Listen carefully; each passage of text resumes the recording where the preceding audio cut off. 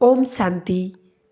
आइए आज जानते हैं कि ब्राह्मण जीवन के नियम और मर्यादाएं क्या हैं। हम ब्राह्मण तो बन गए, लेकिन वास्तव में जो बाबा ने नियम बताए वो अभी कई बच्चे इस नियम को जानते ही नहीं हैं कि हम ब्राह्मण बनने के बाद कैसे कैसे किस प्रकार चलना चाहिए, क्या नियम है, क्या मर्यादाएं हैं।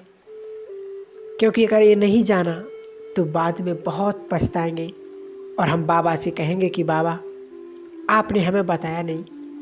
लेकिन बाबा ने सब कुछ पहले से ही बता कर रखा है कि क्या क्या नियम और क्या क्या मर्यादाएं हैं। तो एक उदाहरण के रूप में आज हम एक पहले कहानी के माध्यम से समझेंगे, उसके बाद फिर नियम, ब्राह्मण जीवन के नियम क्या हैं वो जानेंगे। तो देखो, बहुत सुंदर एक कहानी है। एक दिन एक सन्यासी सो रहा था, थक गया था बेचारा। तो एक पत्थर रखा था एक कुएं के किनारे, उसे अपने सिराने लेकर तकिया बनाकर सो गया। और गांव की कुछ महिलाएं वहाँ पर आईं पानी भरने के लिए, पनहारन। एक महिला ने कहा कि संसार छोड़ दिया, परंतु तकिए का मोह नहीं छोड़ा अभी तक। सन्यासी सो रहा था, थक गया था, पत्थर को तकिया बनाकर सो रहा था। तो एक स्त्री ने कहा, संसार छोड़ दिया परंतु तकिए का मोह नहीं छोड़ा। सन्यासी जाग उठा, उसने आवाज़ सुनी और वो पत्थर लिया और उसको फेंक दिया। अब दूसरी स्त्री वहाँ पर थी, तो उसने कहा कि देखो तो अकड़ तो देखो कितनी है, क्रोध अब भी वैसा ही है जैसा पहले था। अब तीसरी स्त्री ने कहा कि हम स्त्रियां तो आती जाती रहती हैं, तुम क्यों हमारी बातें सुनते हो। परंतु चौथी स्त्री ने कुछ अद्भुत बात कही। उसने कहा, चाहे हम लोग कुछ भी कहें, परंतु तुम अपना धर्म क्यों छोड़ते हो। चाहे हम गालियां दें, चाहे हम प्रशंसा करें, तुम हरि के गुण गाते रहो। तुम्हें अपना धर्म छोड़ने की क्या आवश्यकता है। ऐसे ही वास्तव में इस अलौकिक जीवन के मार्ग पर भी हम भी निकल पड़ते हैं। तो कहने वाले बहुत कुछ कहेंगे, सुनाने वाले बहुत कुछ सुनाएंगे, परंतु हमें इस जीवन की जो मूलभूत धारणा है वह कभी नहीं छोड़नी चाहिए। चाहे हम कुछ भी करें, ऐसा हो नहीं सकता कि इस जगत में कुछ ना कुछ कहे ना। और जब हम इस ज्ञान मार्ग पर चल पड़ते हैं तो संसार के लोगों की अपेक्षा और बढ़ जाती है। वो सोचते हैं कि इनमें सब कुछ वो सारे गुण हों जो वो देखना चाहते हैं। क्रोध करें, पर हमें नहीं करना चाहिए। उनमें आलस आ सकता है, परंतु तुम में नहीं। उनकी अपेक्षाएं बढ़ जाती हैं। इस ब्राह्मण जीवन में कुछ मूलभूत धारणाएं हैं, कुछ ऐसे नियम हैं, कुछ ऐसी मर्यादाएं हैं जो हम सभी जानते हैं, परंतु समय समय पर उन्हें याद करना जरूरी है। और ये देखना कि कौन सी धारणा है, कौन से नियम हैं जो मुझ में है या नहीं है, या पूर्ण रूप से नहीं है। इस विश्वविद्यालय का पहला नियम है जो आज की मूल्य में याद किया बाबा ने, अमृत बेला शक्तिशाली हो। तो सबसे पहला जो नियम है वो कौन सा है? अमृत बेला।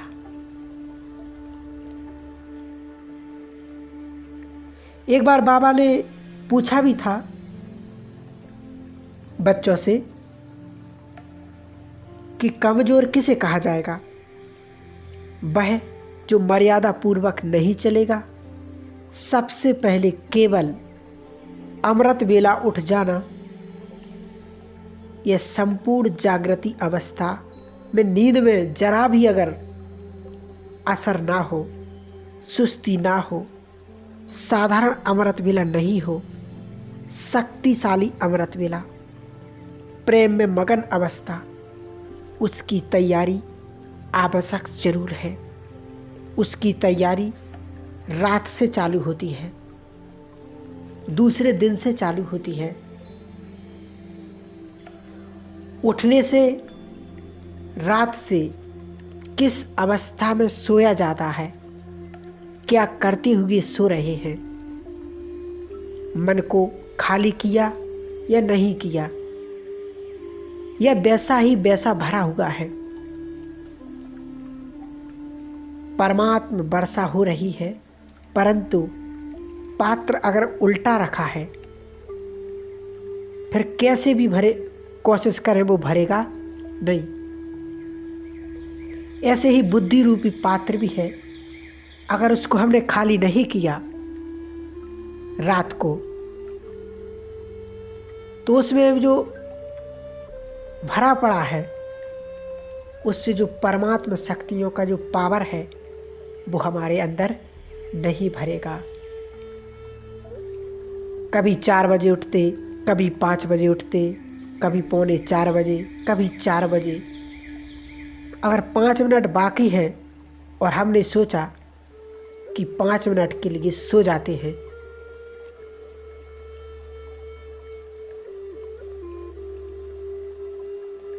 और उठे तो देखा कितना बजा है 5, और 5 बजे जैसे ही देखा तो एक पश्चाताप, एक अपराध भाव, एक दुख, एक दर्द जिसका कोई इलाज नहीं है। दिन भर एक मुंबई शहर है, एक टाइम पर पानी आता है, अगर नहीं भरा तो पूरा दिन फिरते रहेंगे पानी मांगने के लिए। यहाँ पर भी सुबह सुबह ये अमृत मिलता है, अगर जिसने नहीं भरा तो वो दिन भर मांगता ही रहेगा, सुख दे दो, शांति दे दो। एक अव्यक्त वाणी में बाबा ने कहा था कि अमृत वेले स्वयं को प्रभु प्रेम से इतना भर दो कि दिन भर किसी देहधारी का प्यार आकर्षित ना करे। इसलिए बाबा कहते हैं, व्यसन कुछ भी बन सकता है। बाबा ने कहा टीवी, इंटरनेट, मोबाइल या व्हाट्सएप, यह गहरा असर छोड़ देते हैं चित्त पर। इसलिए सावधान। पहला अमृत वेला, दूसरा नियम है मुरली। मुरली पॉइंट उठाना है। मुरली तो बहुत पड़ी लिखी, अब हमें पॉइंट अपने चित्त पर उसका चिंतन करना है। यदि मुरली में आता है कि यात्रा, तो वही एक शब्द पर रुक जाओ और सारा दिन उसी पर चिंतन करना है। ऐसे 4-5 पॉइंट निकाल कर हमें अपने जीवन में रखना है। फिर इसका चिंतन क्या करना है, क्यों करना है, क्या फायदे हैं याद से। इसलिए जब तक हम खुद नहीं निकालते तब तक वो अंदर नहीं जाएगा। तीसरा है भोजन। किस तरह भोजन आ रहा है, किस स्थिति में बनाया जा रहा है, भोजन में क्या दोष है, कितनी उत्तेजना है उसमें, कितनी समाई हुई है उसमें उत्तेजना, कितना वो गरिष्ठ है, वो चित्त को प्रभावित करता है। भोजन का एक भाव हमारा मन बनता है। कहीं किसी की हिंसा तो नहीं हो रही है, किस मनोदशा में स्वीकार किया जा रहा है। यदि क्रोध रूप या उस चित्त पर उस समय हमारे अंदर आया, उस वक्त हम खा रहे, तो वो भोजन भी मांसाहारी है। क्योंकि वो क्रोध हमारे रक्त में जा रहा है। प्रेम पूर्वक भोजन स्वीकार करना है और सबसे महत्वपूर्ण धन्यवाद का भाव। सभी को धन्यवाद, उस किसान को भी, उस भूमि को भी। उसमें जो दोष ना निकालना है कि इसमें वो कम है, इसमें ये कम है। कहते नहीं, जाहि विधि राम ताहि विधि राखा। जो भी खिलाया जा रहा है वो हमें स्वीकार मन से करना है। अगला नियम है ट्रैफिक कंट्रोल और अगला नियम है नुमा शाम का योग। जब भी ट्रैफिक कंट्रोल बचता है उस वक्त हमें परमात्मा की याद में, उस ज्योति स्वरूप स्थिति में स्वयं को स्थित करना है। और अगला है नुमा शाम का योग। ऐसे कई भाई बहनें हैं जिनका नुमा शाम का समय ट्रैवलिंग में जाता है, किसी का ऑफिस में, किसी का कहीं तो किसी का कहीं, परंतु उस स्थान को जहां हम जिस स्थिति में हैं 7 से 7:30 तक योगयुक्त हो जाना है। अगर कोई भी सेवा नहीं है तो बैठ जाना है। अगला एक है चार्ट। जरूर लिखना है हमने दिन भर में क्या क्या किया है, क्या क्या करना है, कौन से पुण्य कर्म किए, कौन से पाप कर्म किए, किसके साथ क्या किया, ये सारी चीज़ें हमें उसमें लिखना है। और अगला नियम है रात्रि सोने का। सोने से पहले क्या करना है? बाबा को याद करना है, एक अव्यक्त मूल्य पढ़ना है, बाबा को पोता मेल देना है और हल्का हो जाना है। ये सब करना ही है, लेकिन एक कवच पहनना है। सोने से पहले अपनी जो बेड है, जो खाट है, खटिया है, उसको एक कवच पहनाना है, फिर उसमें सोना है। क्योंकि ना फिर कुछ सपने आएंगे, ना बुरे सपने आएंगे, ना बेकारी सपने आएंगे, शुद्ध सतो प्रधान नींद हो जाएगी। इसके लिए हमें अपनी खटिया को सकाश देना है, उसमें जैसे सुरक्षा कवच निर्माण करना है। स्वयमान है वो जैसे रक्षक है, स्वयमान जैसे कि एक अनासक्त योगी हो, मैं संपूर्ण उपराम हो। ये सारे स्वयमान हमें करना है। और सबसे अच्छा उसमें समा जाना है। योग को सोते समय अगर यदि फ़ोन करते करते सो रहे, मैसेज करते करते सो रहे, टीवी देखते देखते सो रहे, तो जो आज होगा वही दूसरे दिन भी होगा। धन्यवाद का भाव लाना है। बाबा तूने हमें बहुत कुछ दिया, ऐसा भाव करते और सो जाना है। ये नियम, ये मर्यादाएं कौन सी है? सबसे पहली मर्यादा कौन सी है? इस ईश्वरीय विश्वविद्यालय की संपूर्ण पवित्रता। यदि इस पवित्रता की धारणा में हम कच्चे हैं, यदि चित्त की भूमि पर वासना अभी भी उत्तेजित होती है, तो हमारा अभ्यास कम है, शायद परमात्मा प्रेम में कमी है।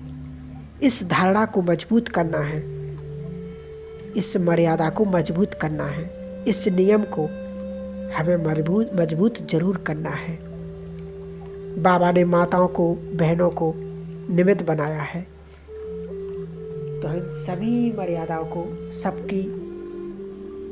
सभी का सम्मान करते हुए माताओं बहनों का हमें सम्मान भी करना है। ये भी एक बहुत बड़ा नियम है।